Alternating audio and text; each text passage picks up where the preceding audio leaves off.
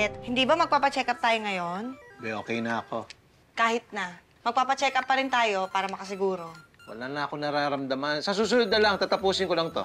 Tapos, kung kailan gabi na, doon ka magrereklamo. No?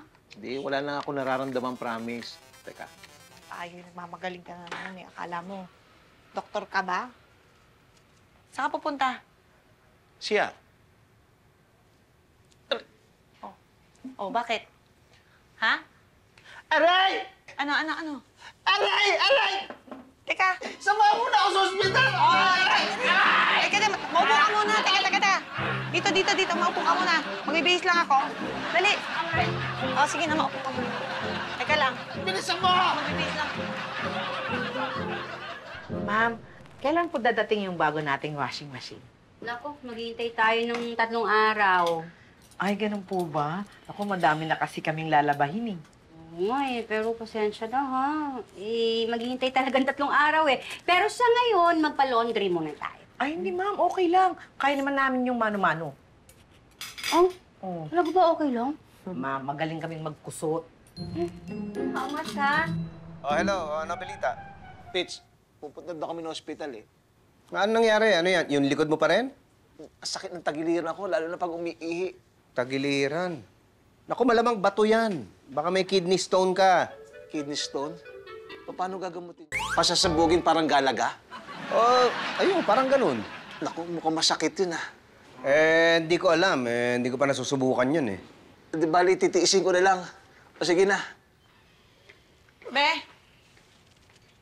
Si Sir Pepito ba yun? Oo. Ano sabi?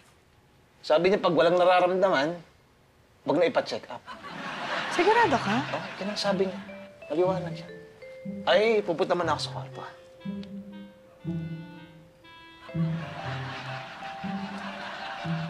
Sure ka walang masakit? Wala.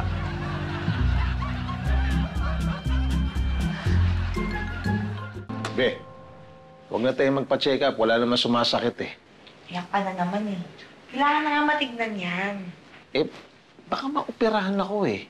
Hindi ko kailangan operahan. Hindi pa opera. Eh, baka masakit yun eh. Kaya mo yan. Nandito na tayo eh. Ma'am, expired na po pala yung insurance niyo. Ah, ganun ba? O sige, i-renew na lang namin agad. Okay po, bumalik na lang po kayo. Pabalik pa? Hindi ba pwedeng ma-check up muna siya ng doktor. Tapos, pagbalik namin, okay na yung insurance.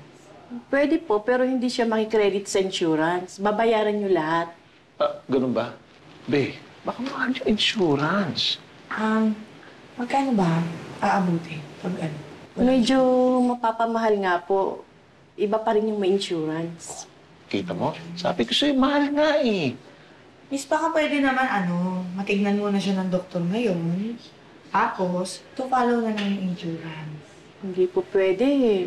Kailangan okay lahat ng papeles, lalo na sa insurance. Para hindi ho tayo magka-problema. Yun po ang patakaran ng hospital. Ayun naman pala, may patakaran sila eh. Kaya mabuti pabuhay na tayo. Sandali lang, miss. Kasi kailangan na matignan ito eh. Kasi may sumasakit ka sa kanya. Kailangan niya na ng doktor. Hindi, walang sumasakit sa akin. Mabuti pa, sundin na lang natin yung patakaran nila. Hindi ba talaga pwede, miss? Sorry po, hindi talaga. Mawawalan ho ako ng trabaho. Oh, yun na nga. Mawawalan pa ng trabaho yung tao. Mabuti pa, umuwi na tayo. Hindi ka na. Dali nga! Ba't parang tungtuwa ka at hindi ka mag-check up, ha? Ako? Hindi! Tumahit ka na dyan. Madadali sa katawan mo. Sige. Teka. Kumain kaya muna tayo. Ay, uy, malilate tayo. Yan layo ng biyahe. Ayun na nga, dahil malayo nga yung ibabiyahe natin, wala na talaga tayong maaabutan sa kasalan. Okay lang yun. Hindi naman kayo close to ikakasal, di ba? Halika, kumain na muna tayo. Huwag ka namang ganyan, nakakahiya naman. Baka sabihin hindi tayo nag-effort. Nagugutom na ako eh. Oh, sige. Bilisan natin, Oo, oh. sige, sandali lang naman eh. My friend, may I talk to you for just 1 minute? Alis kami. Oo. Uy, ano? Kala ko magpapalate tayo. Kakain tayo, di ba? Huwag naman gano'n. Nakakahiya naman doon sa ikakasal. Baka sabihin hindi man lang tayo nag-effort. Hindi ka naman mag-start tayo. Sumakay ka na. Sige. Mamadali kami. Oo, sige.